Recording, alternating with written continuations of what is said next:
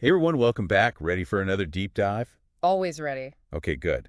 So today we're tackling something pretty fundamental, the political spectrum. Yes, the classic left-right line. Exactly. But what if that line isn't really like the whole story? Interesting. Where are we going with this? Well, we're going to explore this idea called the horseshoe theory. Okay, I'm familiar. You are. So for those who aren't, the horseshoe theory suggests that like the far ends of that left-right spectrum, the extreme left and the extreme right, might actually kind of bend towards each other. Yeah, forming a horseshoe shape. It's this idea that the extremes, despite appearing totally opposite, could share some surprising similarities. Right. So we're going to dive into that. Like, what are the arguments for and against this horseshoe idea? We'll use, examples, historical stuff, the whole deal. Sounds good. Let's break it down. Okay, let's start with what makes people think of the spectrum as a circle. All right, so one of the main arguments for the horseshoe theory is this tendency toward authoritarianism that pops up at both extremes. Authoritarianism, like being bossy. Well, more like a desire for strict control. It's not so much about the specific beliefs, but how those beliefs translate into governing, into wielding power.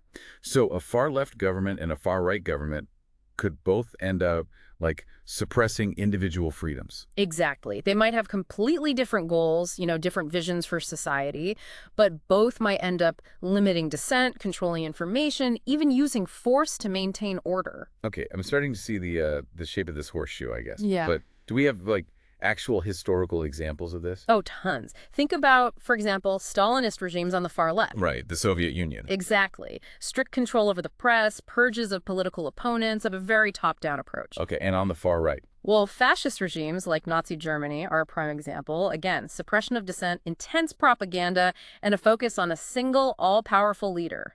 So despite aiming for different societies, they both ended up with similar methods. Precisely.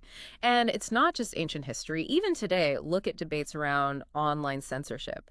You see groups from both the far left and the far right advocating for limiting certain types of speech. Wow, that's true.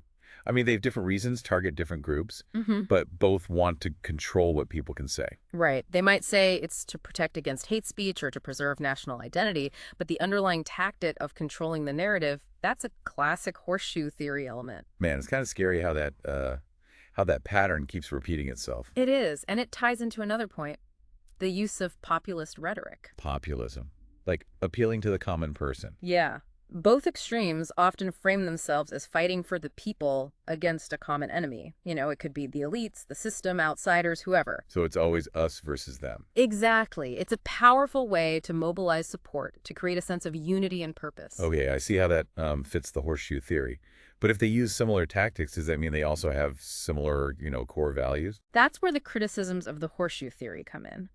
Because while, yeah, they might share some tactics, their fundamental goals, their values, those are often very different. Can you give some examples? Sure. The far left generally prioritizes economic equality. They might talk about wealth redistribution, social justice, things like that.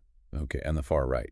The far right tends to emphasize tradition, national identity, sometimes even racial purity, depending on how extreme we're talking. So like one's about leveling the playing field and the other is about preserving a certain order. Yeah, you could put it that way. Their visions for society are fundamentally different, which makes some people question the whole horseshoe idea. It does mean like a pretty big oversimplification, right? Like reducing all those complex ideologies down to like a single shape. Right. And that's a valid criticism. The horseshoe theory shouldn't be taken as some kind of absolute truth about politics. So is it even useful then? Like what's the point of this horseshoe idea if it's so oversimplified?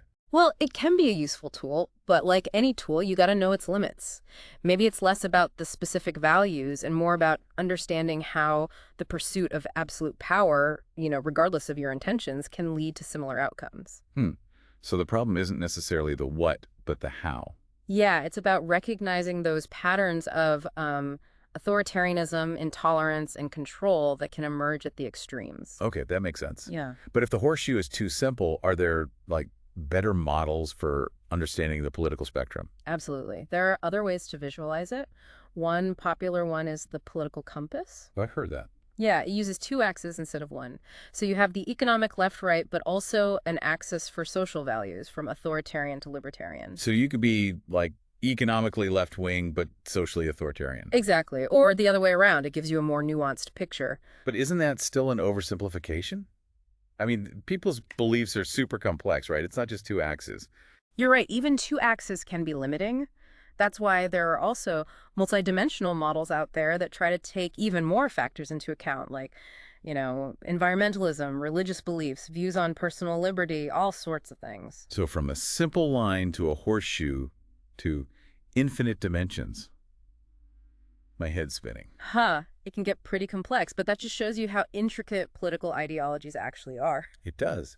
So with all these different models and theories, how should we even think about the relationship between different political ideologies? Like, is there a right answer? That's the million-dollar question. There's no easy answer. Maybe it's less about finding the perfect model and more about recognizing that political ideologies are fluid, they're constantly evolving, and they influence each other in complex ways. Man, this deep dive has really opened my eyes. We've gone from this simple line to a whole universe of political thought. And we've only just scratched the surface. I know. So for everyone listening, I guess the takeaway is that there's always more to learn. Keep questioning, keep exploring, and try not to get too hung up on any single model or theory. Great advice. Well, on that note, thanks for joining us for this deep dive. It's been quite a journey. Anytime. Always happy to explore these complex ideas. And for all of you listening, what do you think?